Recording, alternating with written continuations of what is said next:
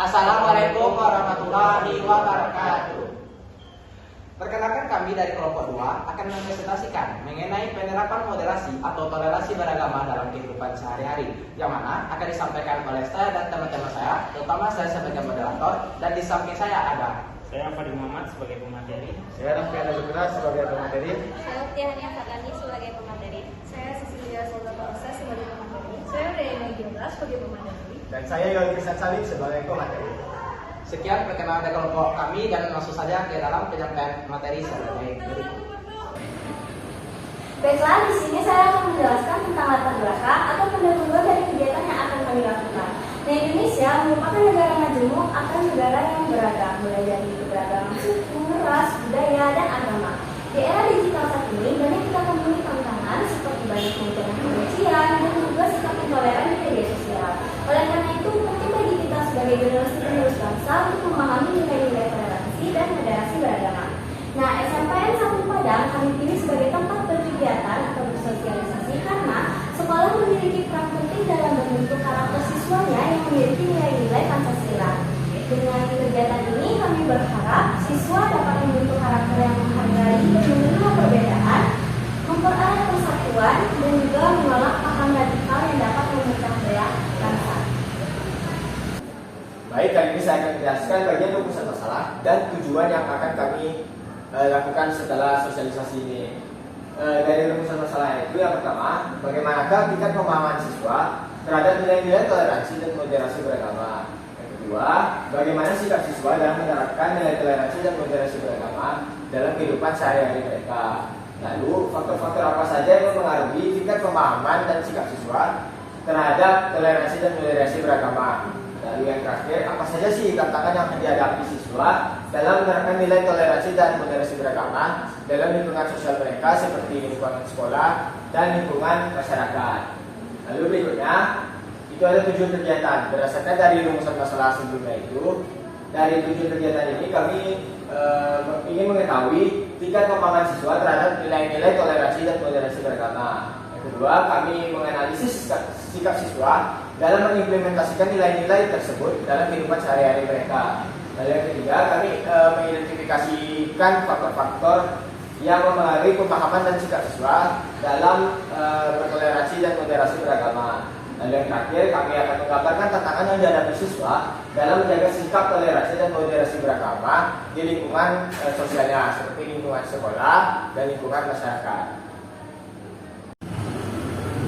Baiklah, dari sosialisasi yang kami lakukan, itu diharapkan dapat memberikan banyak manfaat bagi berbagai pihak.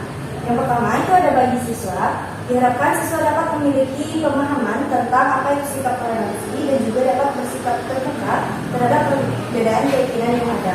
Serta itu siswa dapat berbaur dengan teman-teman yang berbeda keyakinan tanpa memaksakan keyakinannya pribadi. Yang kedua, itu ada manfaat bagi sekolah. Apabila warga sekolah itu menerapkan sikap toleransi beragama, maka dapat menciptakan lingkungan yang damai dan juga rukun. Yang ketiga, itu ada manfaat bagi kami sendiri sebagai mahasiswa, yaitu dalam melatih komunikasi kami, kerja sama tim, serta menyelesaikan tanggung jawab yang diberikan oleh kampus. Yang keempat, itu ada manfaat bagi masyarakat. Dengan menerapkan sikap toleransi beragama ini, mampu menciptakan masyarakat yang hidup damai secara berdampingan tanpa adanya konflik antar umat beragama. Baik, selanjutnya saya akan menjelaskan tentang relevansi dengan Pancasila. Jadi relevansi dengan Pancasilanya itu berhubungan dengan sila pertama, yaitu ketuhanan yang Maha Esa. Jadi ketuhanan yang Maha Esa itu kita saling menghormati perbedaan dan keyakinan dalam kehidupan bermasyarakat, yaitu saling bertoleransi antar umat agama. Lalu ada sila kedua, yaitu sila yang menjunjung kemanusiaan dan keadilan. Yaitu sila kedua mengajarkan kita untuk menjunjung tinggi nilai-nilai kemanusiaan dan keadilan. Artinya kita harus memperlakukan semua orang dengan adil, menghargai hak sesama dan menunjukkan sikap empati. Lalu ada sila ketiga, yaitu memperkuat persatuan bangsa atau persatuan Indonesia. Yaitu sila tiga menekankan pentingnya memperkuat persatuan dan kesatuan bangsa kita. Jadi dari ketiga sila ini bisa melihat bahwa nilai-nilai dalam kegiatan sangat sejalan dengan Pancasila karena semuanya berorientasi pada sikap saling menghormati, adil, dan menjaga persatuan. Sekian dari saya. Assalamualaikum warahmatullahi wabarakatuh. Selanjutnya itu metode kegiatan. Metode kegiatan yang akan kami lakukan di SMP Negeri 1 Padang yaitu penyampaian materi dan diskusi interaktif antara siswa dengan kita, yang dimana kami akan menjelaskan atau bersosialisasi dengan siswa tentang materi kami, yaitu moderasi dan toleransi beragama. Yang kedua yaitu ice breaking, yang dimana kami menggali permainan edukatif dan games berhadiah supaya sosialisasi kami itu tidak membosankan bagi siswa tersebut. Yang ketiga yaitu sharing, di mana siswa berbagi pengalaman tentang perbedaan antara sesama. Contohnya seperti menghargai antara sesama mereka tanpa membedakan latar belakang dari budaya dan agamanya mereka. Yang selanjutnya itu lokasi dan waktu. Kegiatan kami akan dilakukan di SMP Negeri 1 Padang, yang dimana lokasi tersebut berada di Jalan Jenderal Sudirman, yaitu dekat Pasaraya Padang. Pada tanggal 14 November 2025. Durasi sosialisasi kami yaitu 1 jam kurang lebih. Baiklah, saya akan menjelaskan bagian tahapan kegiatan. Yang pertama, kami akan melakukan tahapan persiapan. Itu dimulai dengan koordinasi dengan pihak sekolah, lalu mengajukan surat izin untuk melakukan sosialisasi langsung ke SMPN 1 Padang. Di sana, apabila telah disetujui, kami akan lanjut membuat rancangan proposal kegiatan yang berisi nanti materi yang akan dijelaskan. Kemudian yang terakhir, kami juga akan menyiapkan beberapa alat bantu seperti slide yang akan dipresentasikan, kemudian ada poster yang akan mempertegas tujuan kami untuk melakukan sosialisasi, dan yang terakhir itu kami menyediakan alat bantu seperti alat untuk dokumentasi.